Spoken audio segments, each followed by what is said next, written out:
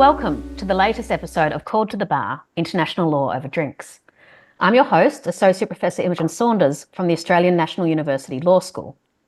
Today, we are discussing what in the world is going on in the world of international trade law with our guest, Dmitry Grozoubinski, former Australian trade negotiator, author of the 2024 hit book, Why Politicians Lie About Trade and What You Need to Know About It, and general international trade law guru.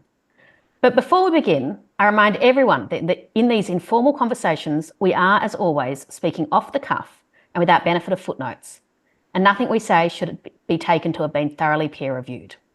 And before we get down to business, our traditional first question. Dmitry, welcome to the podcast. And what's your drink today? Thanks so much for having me, Imogen.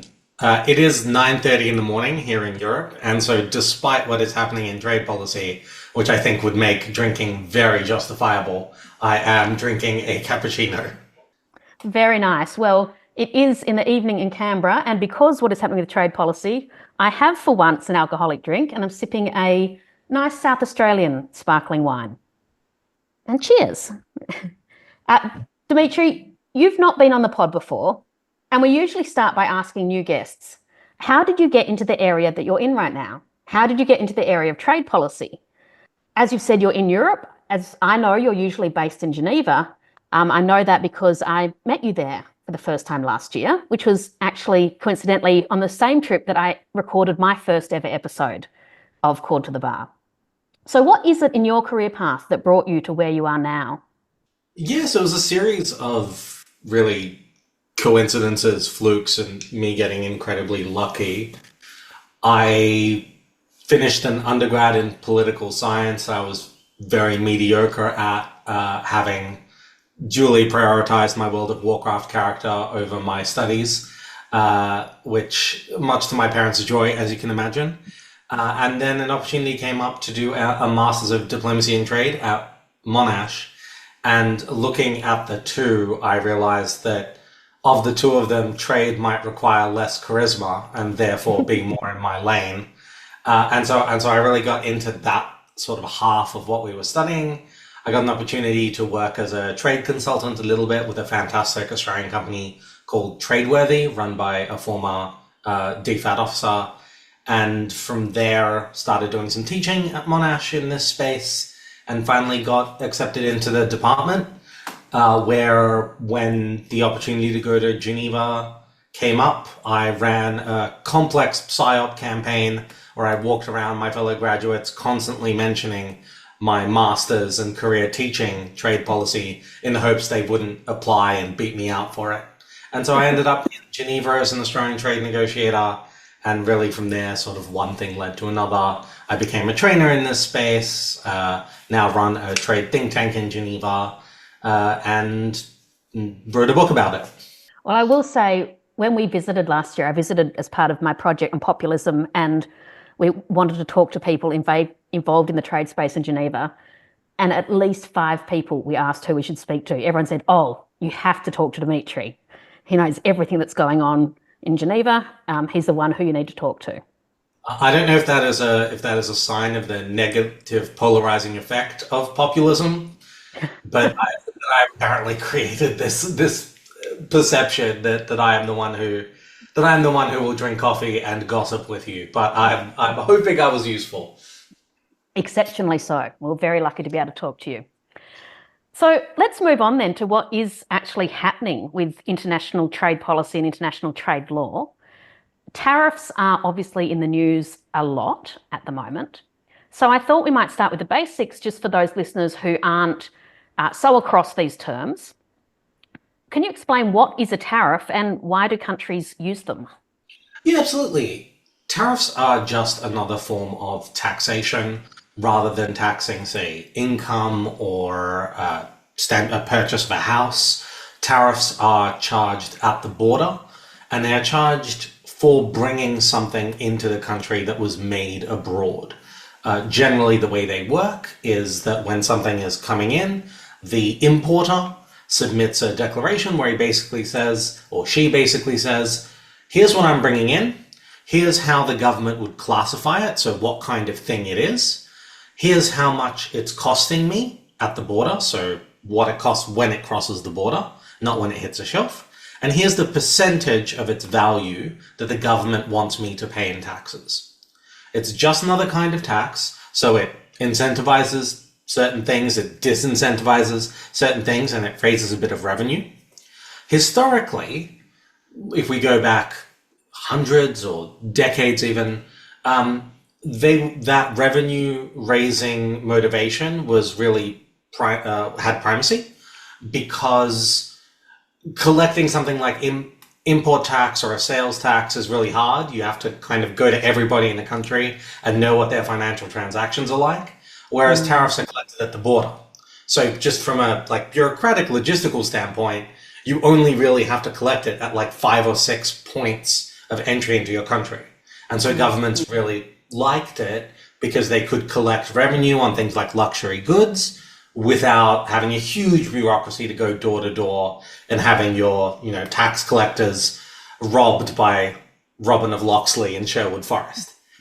These days, most Western governments, and actually most governments around the world, have moved away from a reliance on tariffs for revenue generation because they're quite regressive.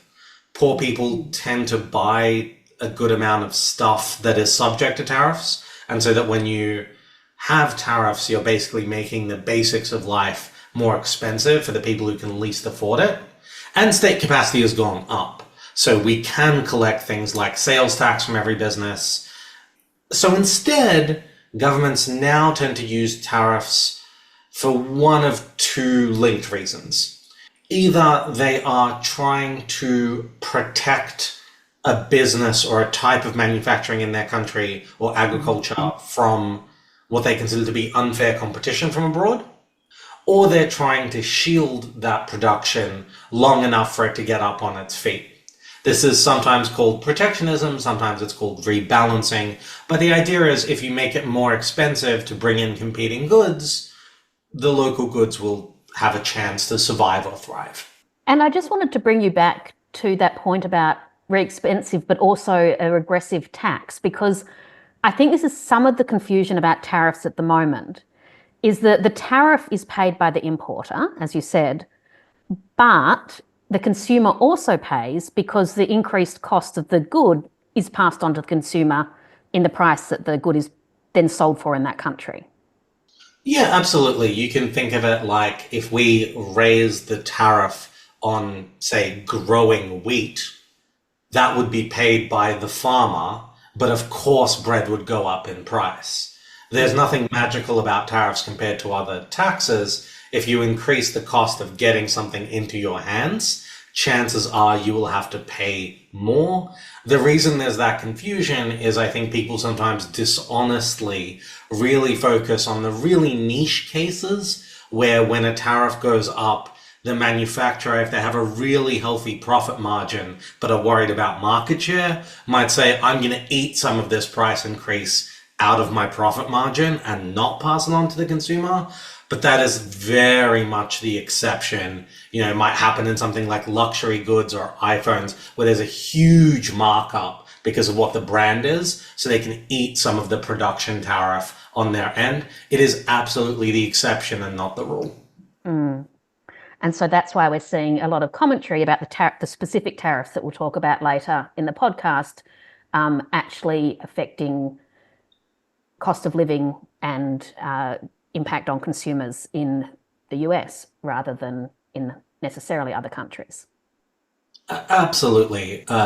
It should be said, and I know we'll talk about this in a bit, but the scale of tariff increases in the US is so sweeping and so unprecedented that a significant impact on inflation's almost inevitable, and it is going to be quite regressive. But we can talk about all of that once you've finished your drink.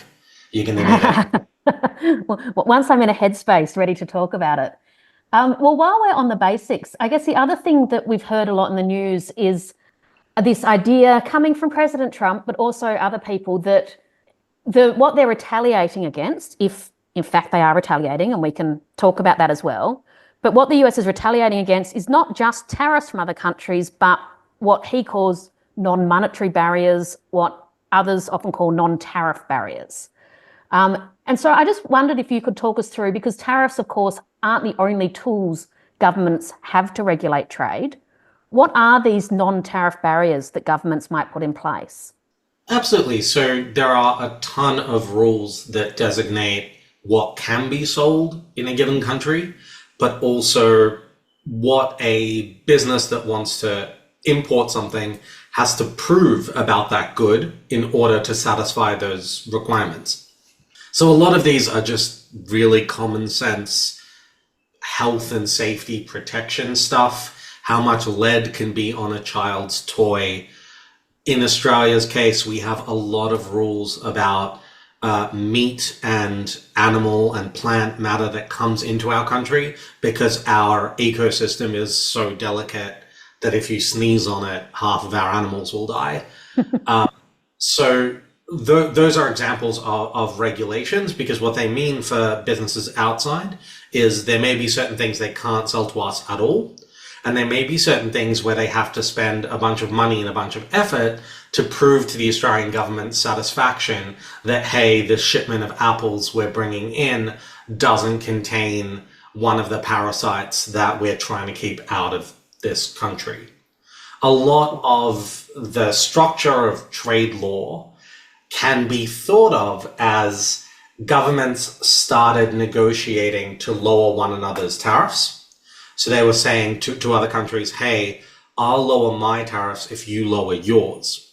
But then the natural suspicion among the negotiators doing this was like, hold on, if I lower my tariffs for you in exchange for you lowering your tariffs for me, what are the guarantees I have that you won't use other parts of your system, your regulatory structure, to effectively invalidate the access I've gotten into your market, where I have low tariffs, but I can't use them going into your country because of some regulatory framework? And so most of the text of trade agreements is attempts to make promises to one another about how our regulatory regimes will work to make sure that governments can still regulate in a sensible way, but so they can't weaponize those regulations to effectively invalidate market access.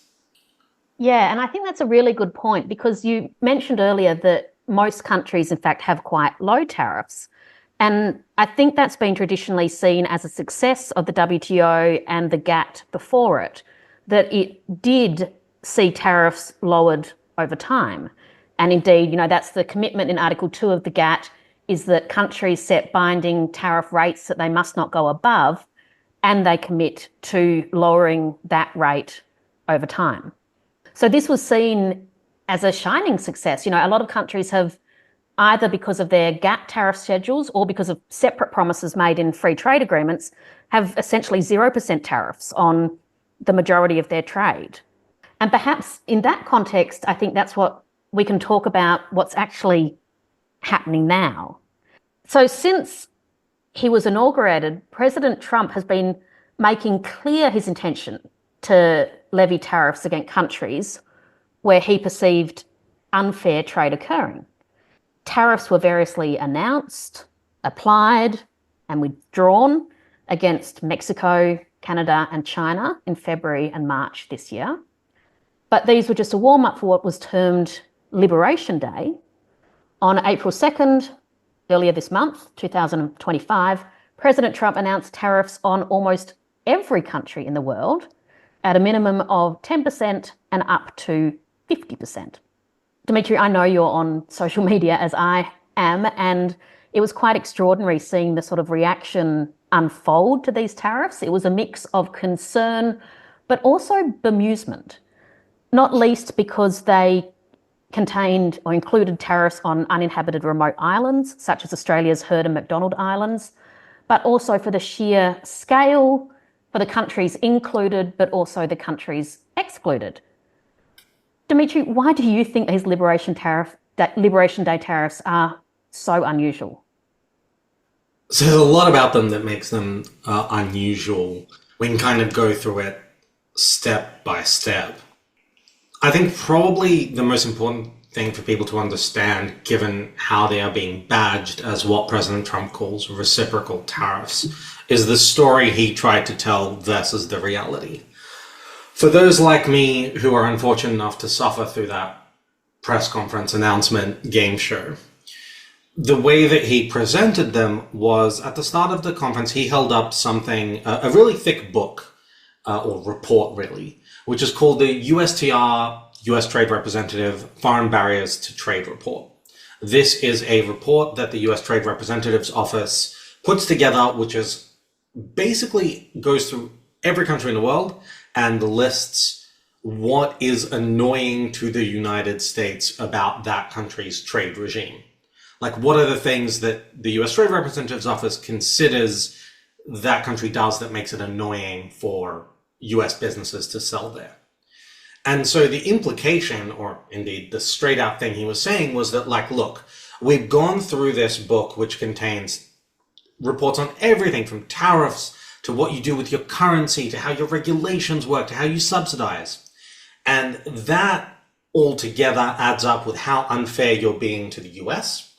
So we have somehow quantified all of that into a percentage, and then we have very generously halved that percentage, and that becomes the tariffs the US will apply to you to effectively rebalance how unfair you're being to the United States. And that was the line, that was what they were kind of trying to communicate. That's how he sold it. So just to go back to that, so this, the unfairness wasn't just tariffs at all, as you said, it was sort of everything that country does, tariff, non-tariff barriers, internal regulations, safety regulations, anything that has the potential of affecting trade. Absolutely. A weird obsession with European value-added tax, which is just an alternative to GST that just works slightly differently. This is the line. This is what he is saying. What people very quickly realized when he started actually announcing the percentages and they were published is people looked at it and went, these numbers are insane. This couldn't possibly be any kind of quantification of barriers because numbers are just all over the place. You're seeing sort of tiny African nations hit with obscenely high tariffs. Again, you're seeing tariffs on uninhabited islands. People going like, what? And I have to say, people in my field were quite skeptical to begin with because attempting to quantify basically the entire human experience into a number is not something that you could realistically do in the 4 minutes or whatever they gave to prepare for this. So we were already like, there's no chance he's actually done this. And then they reverse engineered it. And basically what they did was they used a very, very simple formula with 2 variables and a constant to basically just say, as a proxy for all of these things we've just discussed, they basically just divided a country's surplus by its exports to the United States. So basically they looked at, of everything that you send us, how big a share of that is you selling us more stuff than we're selling you? And that led to all sorts of insane figures because there's a whole bunch of reasons the US might be buying more from you than you buy from them that have nothing to do with how restrictive your trade regime is and have everything to do with the fact that the US is a country of like 350 million really wealthy people who live on credit cards and spend a lot. It's a consumption economy in a way that most countries are not. And so you had these aberrations where like Paul Lesotho, which exports jeans and diamonds and has a like monthly income of under $1,000. Of course, they can't buy a lot of US goods because they simply cannot afford them. US goods tend to be higher end anyway, but they export diamonds and jeans. And so they got the highest tariffs in the world because once you run this formula on a country that just exports and can't afford to buy anything from America, you end up with almost 100% of their trade with the US is surplus because the US can afford their jeans and diamonds and they can't afford, I don't know, Nikes from the US or what have you.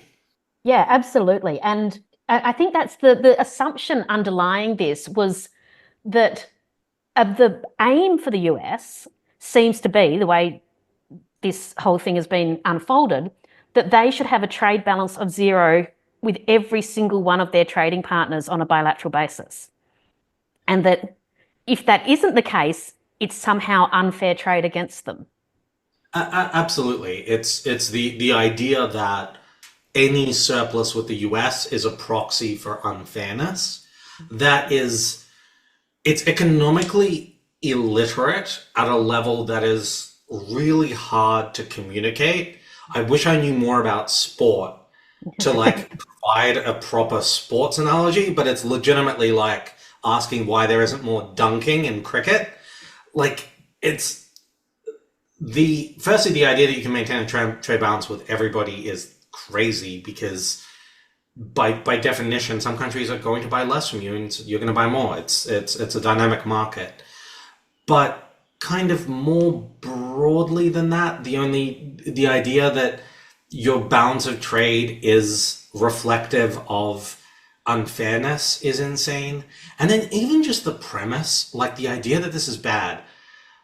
I think it was Justin Wolpers who said, hold on, so the Chinese are selling the US incredibly cheap stuff that the US want in exchange for pieces of paper the US gets to print whenever it wants? And you're saying this is a problem for you?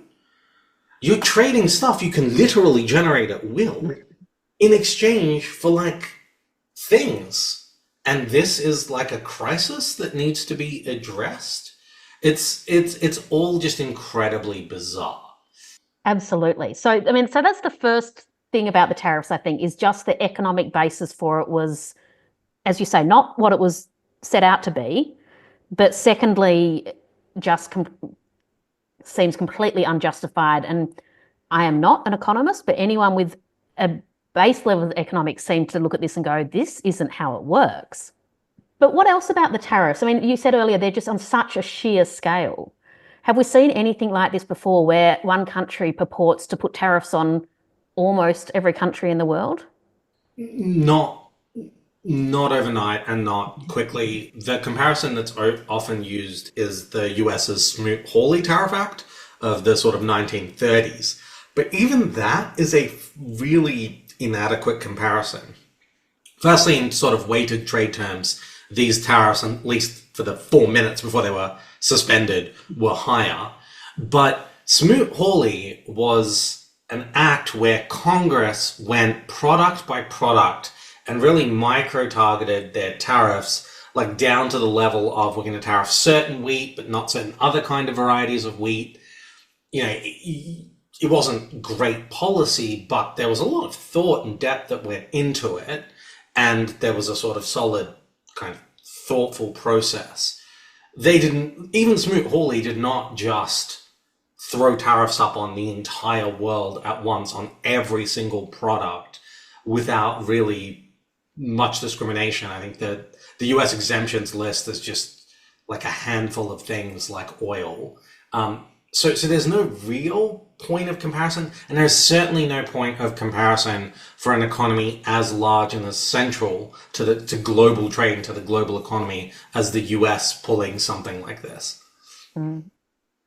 And the Smoot-Hawley Act is sort of infamous in, economic history terms because the story that's usually told is that the Smoot-Hawley Act actually worsened US economic fortunes. It was meant to do the opposite, but worsened them and was part of a wave of protectionism that preceded World War II. Yeah, and that's not necessarily the way the current US president tells that story, but it is the way most economic historians tell that story, and I leave it up to your listeners to decide who you want to believe there. The point that we often make is that the origin of the GATT, the General Agreements on Tariffs and Trade, which led into the World Trade Organization, is basically governments looking at that and following World War II with a need to rebuild Europe and to give capital the assurances that they should make long-term investments, all went, well, that was crazy. how can we make promises to each other to disincentivize tariffs once again being spiked to the sky for populist protectionist reasons or as a tool of bilateral diplomacy. And so most of trade law, as we know it today, basically exists as a direct reaction to Smoot-Hawley and the tariffs in Europe immediately before World War II, just because of how bad they were and how much governments wanted to basically promise business they wouldn't do that again. Yeah, and I think, one of my favorite quotes from The West Wing that I always use in my trade law lectures is when Toby Ziegler is asked about why does the administration support free trade? And I'm paraphrasing here, and he says, look, I could give you all the reasons free trade creates jobs, etc., but the real reason is free trade stops wars. And there's this, it's a glib phrase, but it is true that both World War I and World War II saw sharp rises in protectionism before conflict. I'm not saying that World War III is around the corner, and I certainly hope it's not, but partners who are trading together tend to talk, cooperate, perhaps be more integrated with each other. Yeah. Listen, I've watched The West Wing more than is healthy for any normal human being. But that is one of those lines that I'm sure seemed really cute in 1991 or whenever that show was made. I'm Ukrainian. Ukraine and Russia were massively integrated on a trade basis. The Soviet Union made it an active policy to distribute supply chains throughout the Soviet Union, both as kind of a jobs program, but also to make it harder to wipe out the entire supply chain with one nuclear strike. That line that no two countries with McDonald's have ever gone to war with each other. There's a McDonald's in Kiev. I've been there. There's a McDonald's in Moscow, or there was. It's now called Vkusnaya Dochka, but it's still McDonald's. They've stolen the IP. It absolutely did not prevent war. This is one of those glib lines we kind of rolled out in the 90s and 2000s. Obviously, if there is trade and integration, you have better people-to-people links and you have commercial reasons to disincentivize war. It is part of a leader's calculation, I suppose. If you are contemplating military action against a neighbor, one thing you have to think about is what will this do to commercially to our trading relationships, and probably nothing good. But the idea that it prevents wars, I think was a product of the 90s, where we were all feeling incredibly smug at having solved history. And as we've now discovered, there are limits to that, just as there are limits to most things. Yeah, the end of history was the term that was bandied about, wasn't it? And the 90s was a high watermark for international law in a lot of ways, and one of those ways was the creation of the World Trade Organization. Going back to what you said, the GATT came out of World War II. Just for those people not so familiar with the history of the WTO, there was meant to be, alongside the GATT, an organization that oversaw the GATT, being the International Trade Organization. That never came into being because the US essentially refused to join, and the rest of the world, or the rest of the Allied powers who were involved, said, well, we don't want to join it without the US. And the GATT limped along without an organisation for about 50 years, a bit less, which led to a whole plethora of issues in terms of how the GATT was actually administered and the exceptions that build up around practices. But finally, in 1995, the World Trade Organization was created. There's a phrase that was used, it healed the stillbirth of the International Trade Organization, was said at the time. This is Dmitry making... came up with that analogy. Yeah, exactly. But it was this time of optimism, right? International law was on a high, and we had these new institutions, these new treaties, all these things were happening. But as you say, it hasn't necessarily panned out as we thought it might. Yeah, I mean, I would nuance that historical reckoning a little bit, especially focusing on the trade law side of it.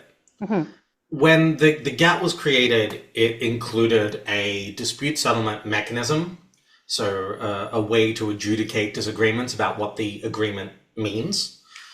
And initially, and the way it worked was basically that if countries had a disagreement about how another country was implementing the GATT, they would negotiate it bilaterally, but one thing they could do optionally was get the GATT to convene a legal panel that would essentially provide an opinion on who was right. And that opinion wasn't binding unless both sides decided it must be. So it was kind of, it wasn't quite arbitration, but it was more like getting an external legal opinion in a fight you're having with a neighbor. And remarkably, that system worked really well for a couple of decades, because basically it provided governments a face-saving, kind of diplomatically cool-down option to resolve things that weren't perhaps hugely politicized, or even to give ground on things they weren't that invested in as a government, but maybe which had loud and effective domestic stakeholders, where they could turn around to them and go, personally, we love this policy and we thought it was legal, but we're good global citizens and the panel has ruled against us. So we're going to have to give ground on this as much as we'd love to keep it in place.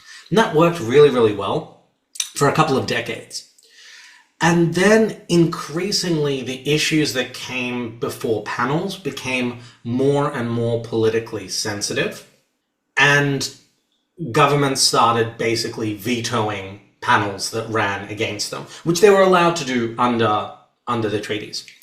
At the same time, the kind of promise of the GATT was beginning to run out because the GATT exclusively covered goods. And so there were a whole bunch of issues like, for example, intellectual property that weren't covered in the GATT and that were being dealt with in other ways, but which also meant that you couldn't bring them into trade negotiations within the GATT framework.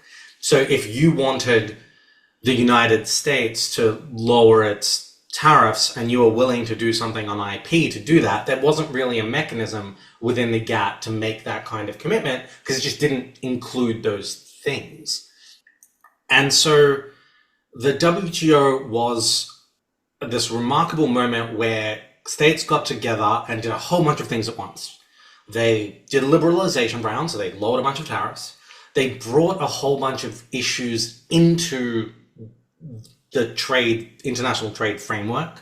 So they added intellectual property, they added investment-related measures, so kind of subsidies and things. They added services for the first time. So they massively kind of expanded the scope.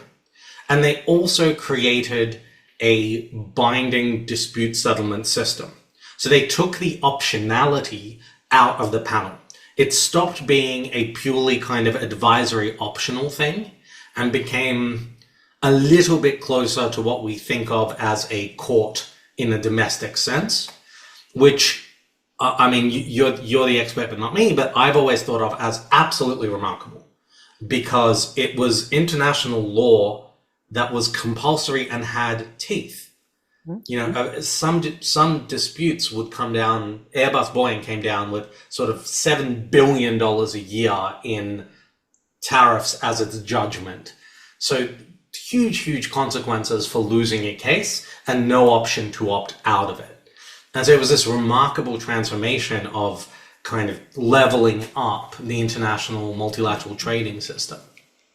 Yeah, and I think, that point of it having teeth is really important because we talk a lot about the International Court of Justice on the pod, but we also talk about what happens when judgments aren't complied with, and effectively the answer is not much, especially if the country not complying with it either is on the Security Council or has an ally, which is on the Security Council. And of course, Russia, in the case of Russia-Ukraine, and Israel, in the case of South Africa-Israel with US as its ally, are both perfect examples of that. The WTO, however, did have the power to authorize essentially retaliatory trade measures, which could be incredibly financially significant.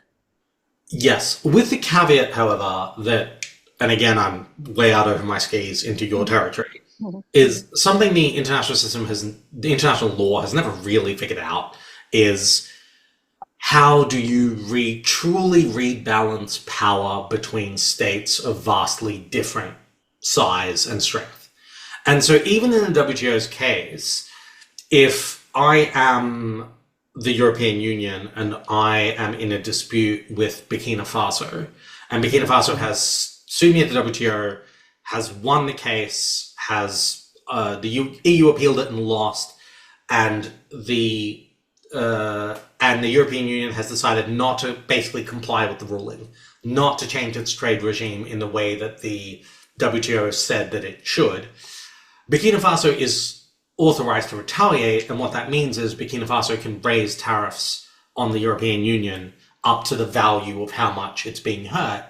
But the European Union doesn't care at the end of the amount that tariffs in Burkina Faso can hurt the European Union is pretty darn marginal. So even in this system that did everything it could to take the power out of dispute settlement, there are still significant imperfections at a number of stages, from how expensive it is to run a dispute, how expensive it is to do the research and the analysis to get to a dispute. And finally, if you do win and the other country decides not to comply, or the other member, at the end of the day, power still determines to what extent your retaliation will be meaningful at all. Absolutely. And I'm going to both pull you back to the current issues, but also foreshadow something. And the foreshadowing is, under that analysis, even though the US in the WTO is now subject to this compulsory dispute resolution, because of the sheer size of its economy, there is a limit to how much things can affect it, even if it loses cases, especially if they're taken by smaller countries. Regardless of that, the US wasn't very happy with the dispute settlement system, and especially the appellate body, which I'll just foreshadow. And I say that because what has happened as part of the current tariffs is that in response to them, China, the EU, and Canada have now triggered the dispute settlement process in the WTO by requesting consultations. So this is the first stage. There is now a period where countries are meant to consult.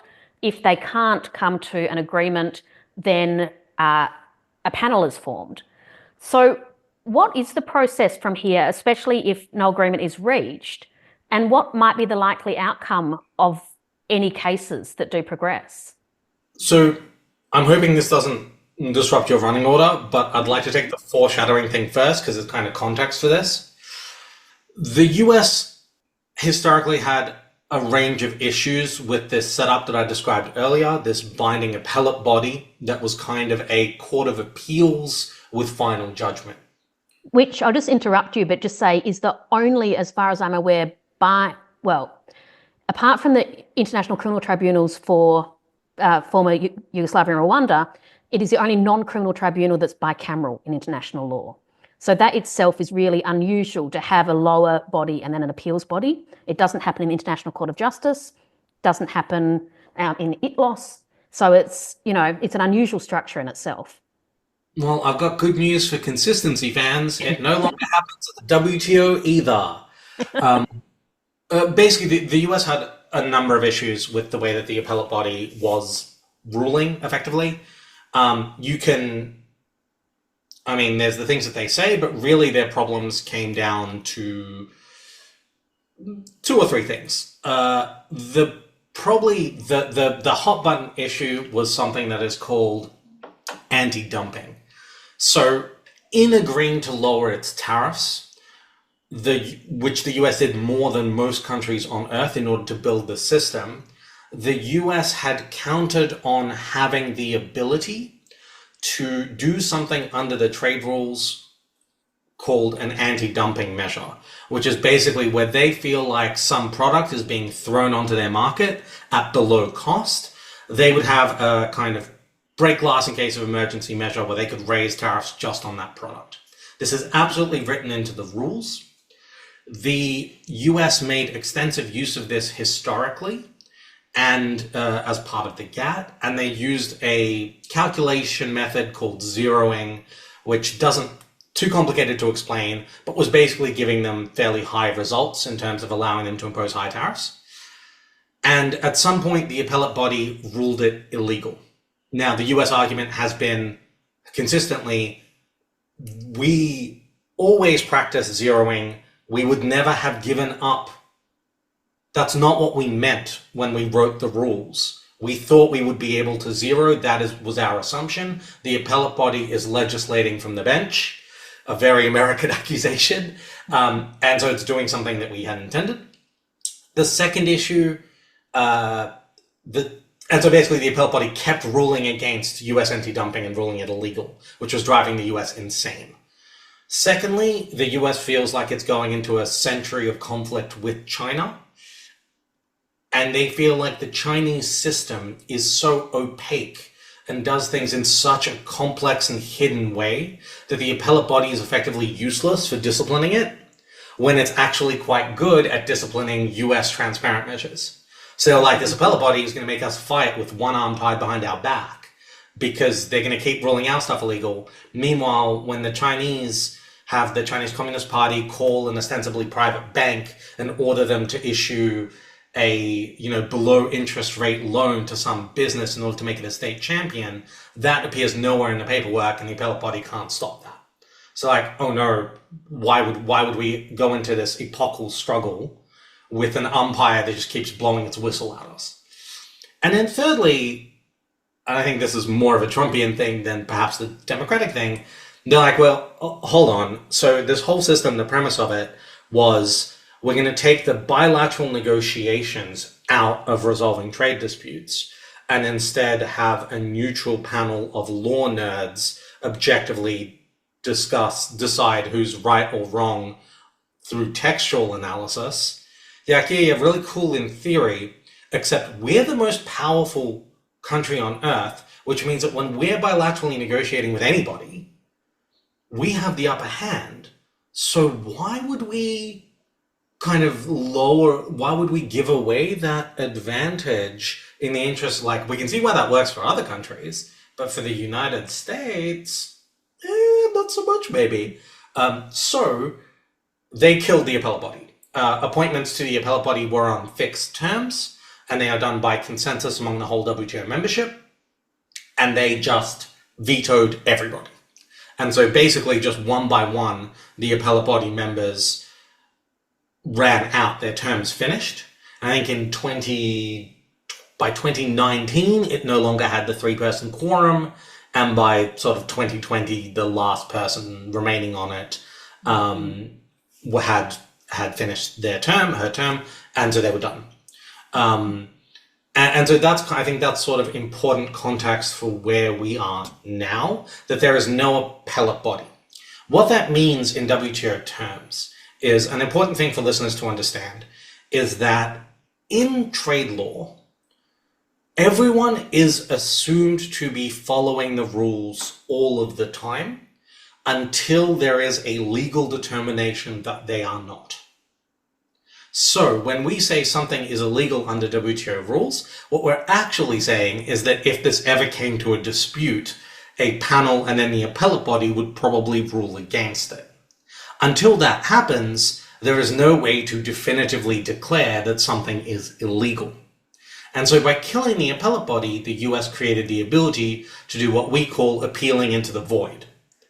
So in this process that you're describing now, if the Chinese and other cases move forward, a panel might be convened. The US might defend that case. And if the panel rules against the United States, the US has the option to go, we appeal. There is then no appellate body to hear that case. And so the case hangs in perpetual limbo, because with an appeal pending, you can't definitively say the US lost. And there's certainly no one to issue rebalancing tariffs or what have you. So it just kind of hangs there with no definitive outcome. Why do you think, knowing that the US will assumedly appeal these cases into the void if they lose it, why would China and EU and Canada bring the cases anyway? I mean, I have to say, the US appealing these cases is at this point the the optimistic scenario for what happens. We're sort of, our perception of what could happen begins with them completely ignoring the case and ends with drone strike on the Centre William Rapard. We're getting pretty nervous here in Geneva. But I think they're doing it for a couple of reasons. One is they're kind of trying everything, right? Like, these tariffs are so high, these tariffs are so punitive. There's a sense of like, you want a full spectrum. You want to use every tool in your toolbox to possibly get them off. And while you don't actually think the US would remove them because of a WTO case, you're like, well, why not? Let's also apply some pressure in Geneva, even as we're doing it through our own trade measures, retaliation, through bilateral diplomacy, through the media. Like, why not play that extra card? And then secondly, for a lot of countries, there is a diplomatic and also a strategic thing in like demonstrating that, like, hey, whatever the US is doing, we still believe in this system. We still think this system is valid. And so we want to demonstrate that even in the face of chaos and even when it is hopeless, we are still going to go through the motions, because this is what a country should do when faced with high tariffs. Now, it's not going to be the only thing we do, and we're probably going to break trade law right back when we retaliate against the US, because there's no point fighting Queensberry rules when the other side has brought a chainsaw into the ring. But we are still going to at least pay lip service and at least go through the theater of pretending that international trade law still works as it should, because that is an important value for us. And do you think there's some of that is also signaling to other countries that we are a reliable trade partner still, even if you don't want to trade with the US, hey, divert to us because we'll play by the rules. We won't do any of this kind of stuff against you? Absolutely, but it's not even about trade diversion, it's about investment. 99% of trade law can be thought of as trying to give investors and supply chain managers certainty. So a lot of the ball game now is like, hey, investors, you're freaking out because the US has become perhaps a slightly unreliable trading partner. Your traditional strategy of having a US consumer focused investment patterns might be getting shaky. The idea of putting things in the US might be a good idea for some, but you're uncertain if you'll be able to get the parts you need. You're uncertain if you'll be able to sell to other countries because who knows what the retaliation will be. But like, meanwhile, we in our region, we're still cool. You've got certainty in this corner of the world. So some of it is definitely signaling in that regard to basically just go, hey, capital, if you're looking to get out of the US and perhaps to get out of China, come here. Like, we're good. And that actually brings me back to a comment you made earlier is, these tariffs that Trump announced were almost, the amount of backflipping on them since the initial announcement on the 2nd of April, the announcement that there's going to be no exceptions to maybe there'll be exceptions to actually there's a pause to no, there's not a pause. It goes on and on. Surely that can't be helping certainty in investment either.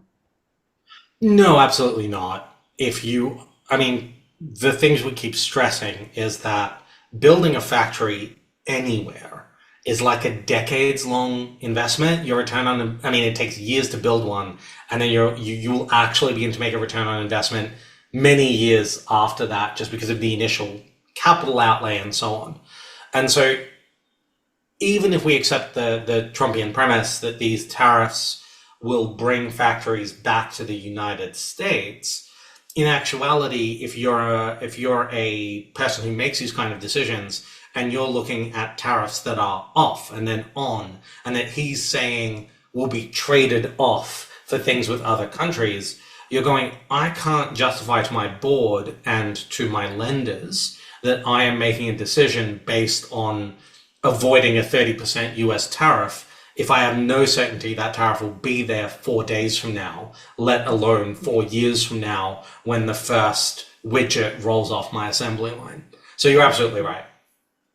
I think one of the funnier graphics I've seen, and there have been some good ones, was a graph of the tariffs on Canada that started high and then went down and then went up again. And it was in the course of a single day.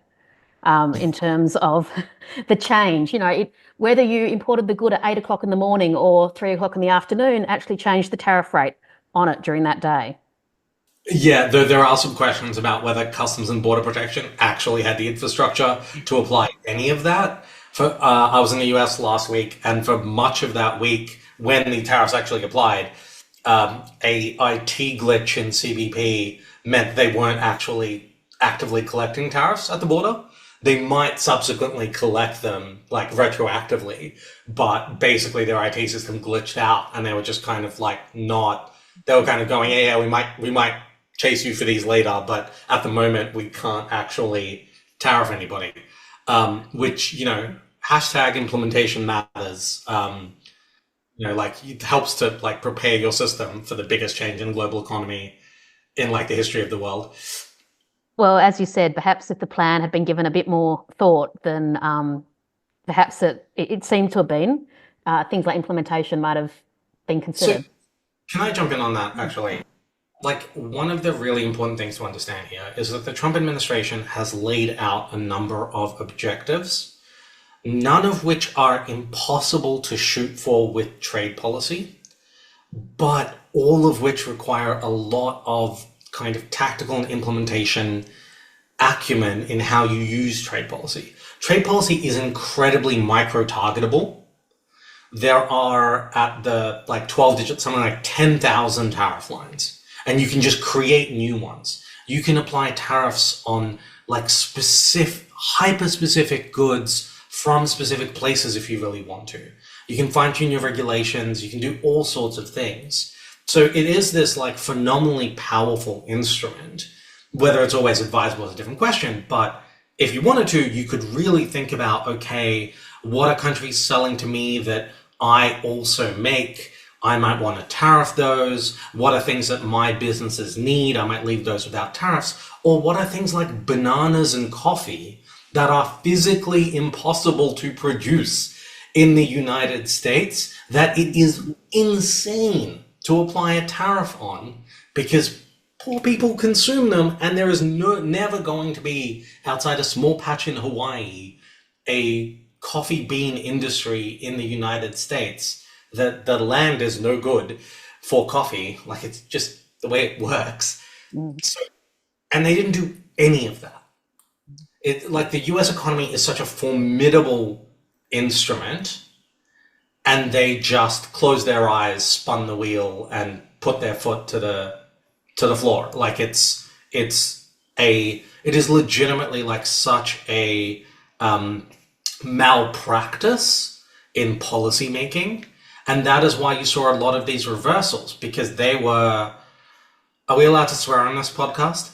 Absolutely. We encourage it. Yeah, the fucking around finding out curve happened incredibly quickly because of the sheer scale of the fucking around very quickly led to a whole bunch of finding out. Things like, as you say, goods that could never be grown in the US just because of the climate, but also components that US companies need to construct things that they then sell in the US at great profits. And all of those things were hit. Yeah, and there's other effects as well. I was at Georgetown Law last week, and Jennifer Hillman, who is amazing, told me something I hadn't thought about, which is imagine you're a small US business that placed a big order for stuff you need from China 30 days ago, well before Liberation Day, right? The time it takes for a ship full of containers to get to the US from China is like 30 to 40 days. That means that on a boat cruising towards the US right now is a packet full of your goods that once it reaches the port, through absolutely no fault of your own, you placed the order before Liberation Day, you're going to be faced with the option of paying 145% tariffs on what's in the box, or paying whatever brutal non-acceptance fee is written into the Incoterms of your contract or your purchase order. Either way, you're facing this huge financial hit at a time when you've just been effectively cut off from a key supplier. Every business in the United States that needs the same things you do is in the same boat, and so you're all looking for new suppliers at once. And at the same time, you've got this massive financial hit that you're getting, even though you never bought anything from China after the tariffs came in. So these kind of things are just never very clearly nobody sat down and went like, if we move this pawn forward, or if we knock over this domino, what are the other dominoes that fall, and how do we make sure they have a soft landing? Yeah, absolutely. And it's that, as you say, just the widespread, completely unnuanced approach to this that didn't bother thinking about the consequences and how it might play out. And, I think it's fair to say there are some parts of Trump's policy that, have some validity to them. I think the idea that international trade law saw offshore manufacturing to the point where it might not be in the best interest of all countries is something worth discussing. We saw that in Australia with production of personal protection equipment during the pandemic. The capacity to actually manufacture PPE onshore had basically disappeared, and that became a problem. So there are legitimate discussions to have, I think, but this is not the way to do it. Yeah, I mean, I'm always hesitant about sane washing the Trump administration or doing that kind of like thing where Yeah. somebody delivers an insane ramble and you write the New York Times op-ed where you're like, there's a kernel of truth in this. But listen, there are issues to discuss. On the PPE side and also national security side, I'm a lot like, is the solution to the PPE problem that every single country maintains enough textile manufacturing capacity to manufacture enough PPE for the entire country for a 2-year pandemic? Mm-hmm. Or if the problem is that sometimes there are pandemics and we all need to put on masks, would it not be considerably cheaper and more efficient to build a giant warehouse in Queanbeyan and buy 100 million masks from China at nothing, put them in that warehouse and leave them there until we need them? Yeah. And there's like a lot of other cases. The one that often comes up is like, okay, from a national security standpoint, it's like, what if the US has to fight a proxy war with China and needs a lot of batteries for drones, which are now a big part of infantry warfare, and we don't have battery manufacturing capacity? My friends at the Geneva platform on responsible value chains are like, oh, okay, well, work out how many batteries you'd need, build a giant warehouse, and buy that many batteries plus 10,000. Mm. Like, rather than, you know what I mean? Like, these things are stockpilable. And if you think about every potential crisis that could happen, having domestic manufacturing capacity, especially in a country like Australia, like if international trade stops, we're all Mad Maxing in like 3 weeks anyway, because Australia is reliant on global value chains for things like refined fuel. Mm. And if you're trying to prepare for that kind of, for every imaginable apocalypse, you can do that as a country. Just everybody in the country has to accept a vastly lower standard of living and vastly higher costs. And I don't think so the reason I mention that is because, and I wang on about this endlessly in the book, is that the problem with that kind of argument is that it is often pulled out very, very occasionally when you want to justify something you want to do anyway. Yep. So there is a factory somewhere that you really want to save because it's in a marginal constituency, or because the union has you around the neck, or you just like it. And then you're like, well, we need factories in case we ever need to convert to a war economy. And then you never mention that again until the next individual factory that you want to save. It's like, well, okay, if you want to be able to convert your economy to a war economy at the drop of a hat, it's actually going to take a lot more work than every 5 years salvaging an auto plant in Michigan because you want the positive headline. Yeah, no, absolutely. And look, I think that point about not sane washing the Trump administration is a really, really good one too, because you're right, it does happen, and people, I think, try and see the reason behind the lunacy. Maybe because it makes us feel better that there is some reason there at all. Possibly there's just not. And this is something that we've talked about, on the pod more generally, is where is international law going in the face of all of this? But that's the last sort of substantive question I wanted to ask you is, where is international trade law going with all of this? Some people have said this is, the end of the global trading regime as we know it. There's been a lot of sort of quite hysterical headlines. Do you think, how big a challenge do you think this is? And I guess what's the feeling on the ground in Geneva too? Is this causing a lot of worry and concern, or is this seen as just, a major development, but not the end of the trade world as we know it. So I think it's useful to take a half step back and go, okay, what is international trade law for? And I don't know how much this applies to other forms of international law, but certainly in international trade law, I guess because of the name, people associate it with domestic law, which is about effectively imposing a collective set of binding norms on a populace, whether they like them or not. International trade law is not that. International trade law exists for when everybody agrees on a common objective, but occasionally disagrees on what their promises towards that objective mean, and it is there to resolve disputes about a common objective. It is not there to impose on people who fundamentally disagree with the premise the kind of collective norm. And so when people say, like, why isn't international trade law stopping the US doing from what they're doing? Well, because the US no longer fundamentally believes in the value of the agreements they made. And the agreements are largely powerless to prevent that because they are premised on buying. The whole system is constructed on an edifice of, like, we all agree this is good. And we all agree that this predictability and these rules are preferable even to the agility that would exist without them, because that agility creates instability and unpredictability. The US no longer prioritizes predictability over the things it can do with trade policy agility. And so to that extent, trade law can't be massively helpful there. But trade law can still be hugely helpful in resolving disputes on things where people agree with the fundamental premise.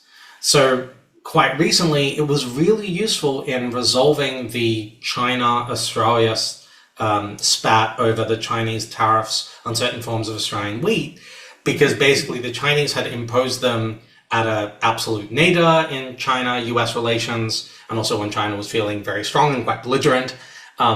Things have moved on from there. The relationship has gotten closer. China is feeling like it needs friends again. And so the WTO dispute settlement process created a kind of diplomatically cooled down, structured way to effectively have a conversation towards getting rid of those Chinese tariffs. And that gave the Chinese a face-saving, a kind of ramp off to get rid of those tariffs, because both Australia and China kind of broadly agree that the WTO is useful and good, and that this is a method to get rid of these tariffs. So I think it'll still be useful in that regard.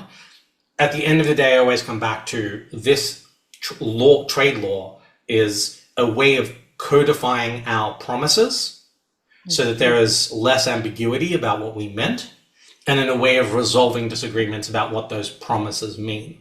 So while a lot of countries in the world still abide by most of their promises most of the time, I think trade law will play a strong role in making that work, like greasing the wheels of international commerce. And then there's an optimistic scenario, which I will be rightly accused of absolutely huffing hopium here. So I'm not placing a high percentage on this, but the initial system was built after, as we said, the 1930s, of witnessing basically this exact same thing, even a milder version of this exact same thing, if perhaps a more widespread one, and where governments collectively went, well, that was bad, let's not do that. There is one version of this that goes like, perhaps in a subsequent US administration, after the fever breaks a little bit, members will remember something that they've largely forgotten, which is why they built this system in the first place, and there might be a re-engagement with it. Now, that might end up with a WTO that's slightly less binding than it is today, because governments are increasingly seeking flexibility in areas like the environment or national security to apply their trade rules, and they're prioritizing that over investor certainty. And that is like a change in the global trade zeitgeist that should probably be more reflected in the rules. But fundamentally the idea of like, we probably shouldn't be using tariffs as a tool of transactional day-to-day diplomacy. We should be trying to apply tariffs as evenly as we can. We should be predictable and process driven in how we make these massive changes, might come back into vogue again, and there might be a reinvestment in the system, which would have effects for international law and trade law in a positive direction. But that is a very sunny side up version of the next 10 years.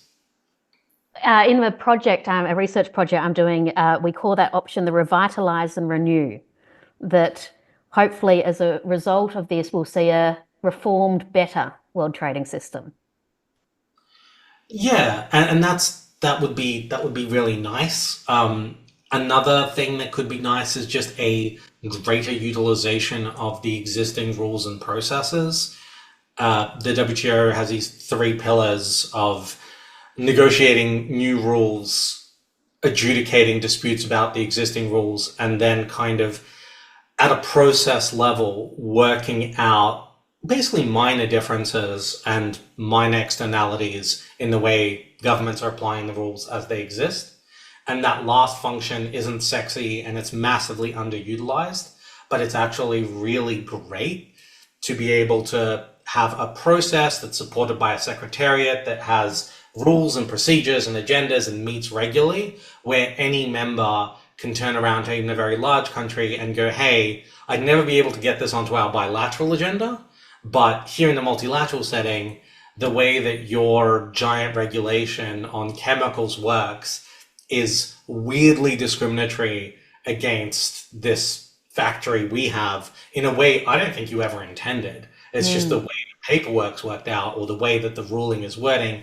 Can we have a chat about how to rectify that in a way that still preserves what you're trying to do with that regulation?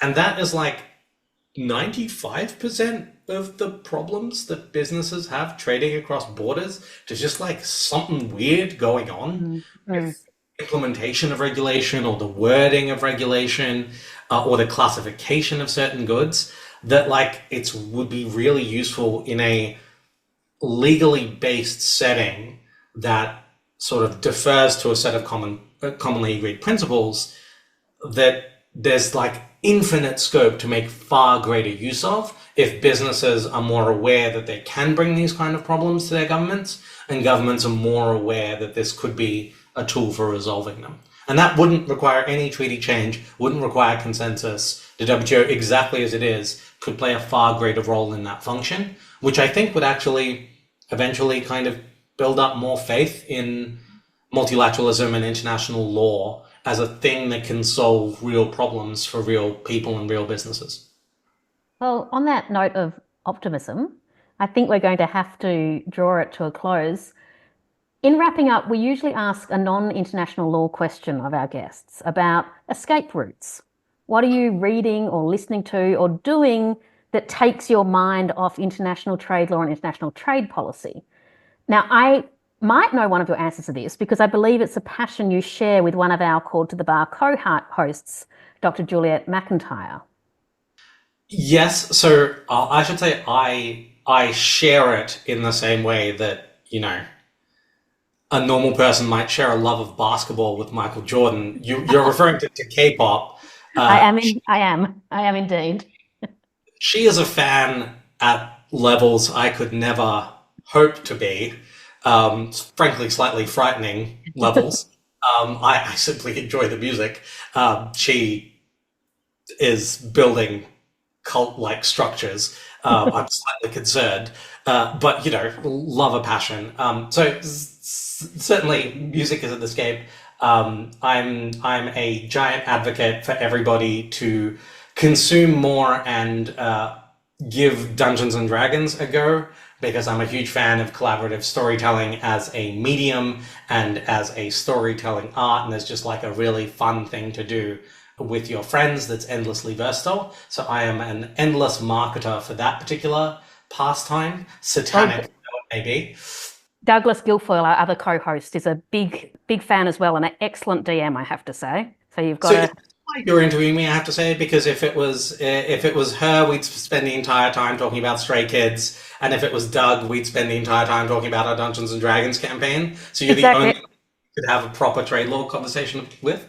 That's exactly it. I'm the only one who can keep on track. Absolutely. Well, nice try. I only developed that 300 or 400 times. So apart from K-pop and Dungeons and Dragons, is there anything else that you'd recommend to our listeners? Apart from this fantastic podcast, I am absolutely addicted to a podcast called If Books Could Kill, which wherein two hilarious and very thorough journalist and a former lawyer basically go through and dissect what are effectively airport books, so wildly popular books that they feel are destroying popular consciousness and popular thinking. Everything from dating books like The Secret through to End of History, through to J.D. Vance's book, The Hillbilly Elegy. And they kind of do a ton of research that they release one episode a month. They kind of go and they look at every anecdote, they look at everything, they look at every point made. And in a very, very funny way, they go through these books and sort of talk about what's in them, talk about their ideas, and talk about where they might be grossly misleading, making stuff up, or telling only half the story. And I am an absolutely huge fan of theirs. I live in absolute horror of seeing my book on this podcast.